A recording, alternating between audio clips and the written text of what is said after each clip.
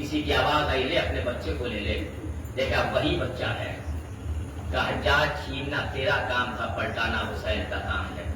عزیزان گرامی آج شب اربعین ہے، مجھ سے کہا گیا ہے مصائب پڑھیے گا، مصائب سننے کے لیے آنسو آنا چاہیے، اس لیے کہ جب اپنا مرتا ہے تو خوب تڑپ تڑپ کے روتے ہیں، اس لیے کہ حسین اپنوں سے زیادہ، جب ہمارے یہاں سے کوئی میت اٹھتی ہے تو اس پر ظلم نہیں ہوتا ہے، اس پر تشدد نہیں ہوتا ہے، لیکن جب حسین پہ اتنا ظلم ہوا، کربلا کے میدان میں جس کا بھرا گھر اجڑ گیا ہو، اکبر نہ رہے، عباس نہ رہے، یزید نے سوچا ہم یہاں پہ کامیاب ہو گئے، کامیاب نہیں ہوا یزید، امام کے ہاتھوں میں ہتکڑی، پاؤں میں بیڑی، گلے میں توق خاردار۔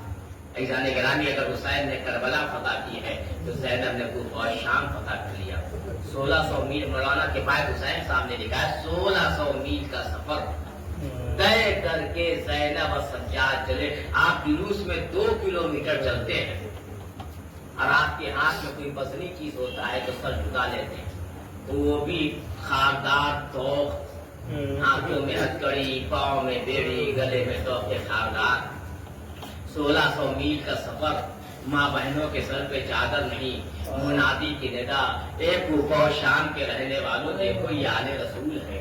عزیزان گرامی آج شب چہلم ہے، امام حسین کا کس کا چہلم؟ اکبر کا چہلم، عباس کا چہلم، قاسم کا چہلم، 72 کا چہلم ہے آج، چہلم کی شب ہے۔ عزیزان گرامی روایت بتاتی ہے جب 11 محرم کو قافلہ چلا، چلنے کے بعد کوفے کے بازار میں پہنچا تو ایک شخص مسجد سے نکل کے کہتا ہے خدا کا شکر ہے کہ اللہ نے تم لوگ کو اس منزل تک پہنچا دیا۔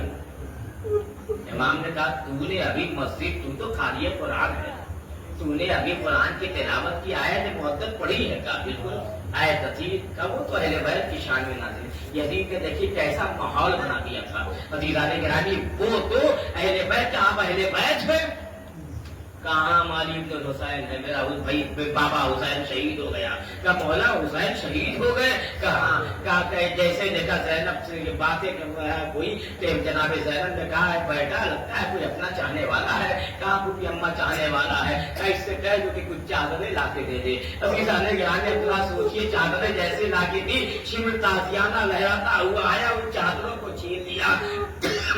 روایت بتاتی ہے جب یہ قافلہ آگے بڑھا تو شام میں پہنچا، پتا ہے شام میں یزید نے کیا یہ تھا کہ آئینہ بندی کر دی تھی، سارا مجمع شام کے بازار میں تھا، بلایا گیا تھا کہ اہل حرم کو لایا گیا ہے۔ عزیزان گرامی وہ وقت بھی آیا، قیدیوں کو چلنے میں بڑی پریشانیاں ہوتی تھی۔ روایت بتاتی کہ جب دربار یزید میں پہنچا یہ قافلہ تو دربار یزید میں جانے کے لیے 7 دروازے پار کرنے پڑتے ہیں۔ پہلا دروازہ آیا، ام لیلہ بیٹھ گئی، ہم نے علی اکبر کو تو دے دیا لیکن ہم دربار یزید میں نہیں جائیں گے۔ دوسرا دروازہ آیا، تیسرا آیا، چھٹے دروازے پہ پھوپھت علی کی بیٹی زینب بیٹھ گئی۔ اس کے بعد سیدھے سجاد میں ہاتھوں کی ہتکڑی، پاؤں کی بیڑی، کلے کے خاردار توق کو سنبھالا۔ کہا بڈھی اماں آپ کیوں بیٹھ گئی؟ کہا میرے بابا نے 47 ہجری میں کہا تھا، جب میرا بابا جا رہا تھا زینب جب تو دربار یزید میں جائے گی تو تیرا بابا آ جائے گا۔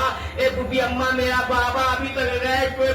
جناب زینب نے کہا بیٹا سجاد میرا بابا ابھی تک نہ آیا۔ لو عزیزان گرامی امام نے سہارا دیا، 700 کرسی نشینوں کا مجمع زندان میں یہ مقید کر دیے گئے، وہی زندان شام جس میں اوس بھی آتے تھے یا دھوپ بھی۔ عزیزان گرامی روایت بتاتی ہے کہ وہ ایک دن کچھ بچوں کا گزر زندان کی طرف سے ہوا، جب ہوا تو کچھ بچوں نے دیکھا ایک بچی ہے جو کہہ رہی میں پیاسی ہوں، میں قیدی ہوں۔ اپنے ماں سے کہا ماں ان کے لیے کھانا پکا کے لے چلیے، ایک بچی کو میں نے دیکھا ہے۔ ماں نے کہا آج نہیں کل صبح چلیں گے۔ 10 سفر کی صبح نمودار ہوئی، کھانا آیا، جناب زینب کے سامنے رکھا تو زینب نے کہا صدقہ ہم پر حرام ہے۔ کہا صدقے کا کھانا نہیں ہے، نظر حسین کا کھانا ہے، حسین کی سلامتی کی نظر دلاتی۔ کہا ہاتھ سے نہ دلانا، حسین شہید ہو گئے۔ وہ بچی جیو کہہ رہی تھی اسیر ہے، وہ دنیا میں نہیں۔ لو عزیزان گرامی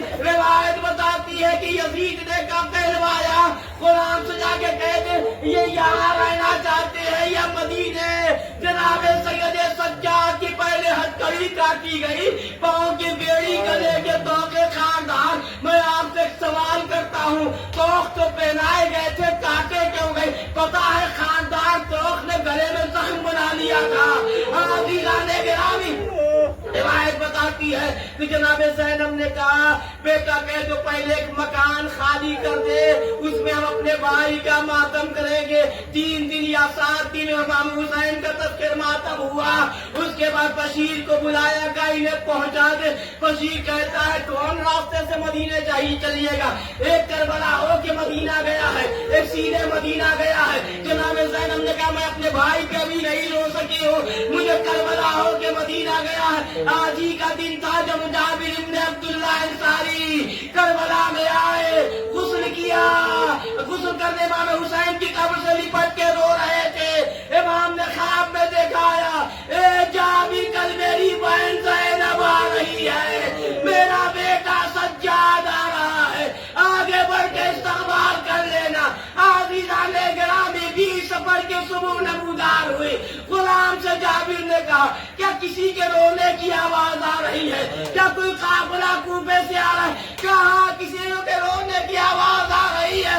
لو عزیز و جابر پڑے، امام کے قریب گئے، گلے میں باہیں ڈالی، امام نے ہٹا لیا. امام نے کہا جابر اپنے ہاتھوں کو ہٹا لے. اے مولا کیوں؟ کہ خاردار توق نے گلے میں زخم بنا لیا ہے. لو عزیز و کربلا میں قافلہ پہنچا، ہر بیوی اپنے اپنے قبا وارث کے قبر سے لپٹ کے رو رہی تھی.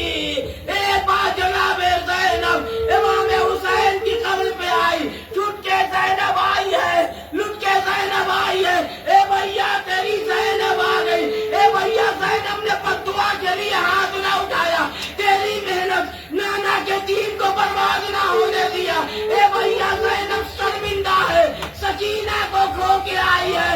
لو عزیزان گرامی، آخری جملہ عالم کے حوالے سے ایک بار زینب اٹھی، سجاد سے کہا سجاد میرے بھیا عباس کو کہاں پہ دفن کیا؟ عباس کی قبر پہ زینب آئی، بازو سے لیتا ہٹایا، قبر عباس پہ رکھا. اے بھیا تمہارے مرنے کے بعد بازو میں رسن بن گئی، کوئی بچانے والا.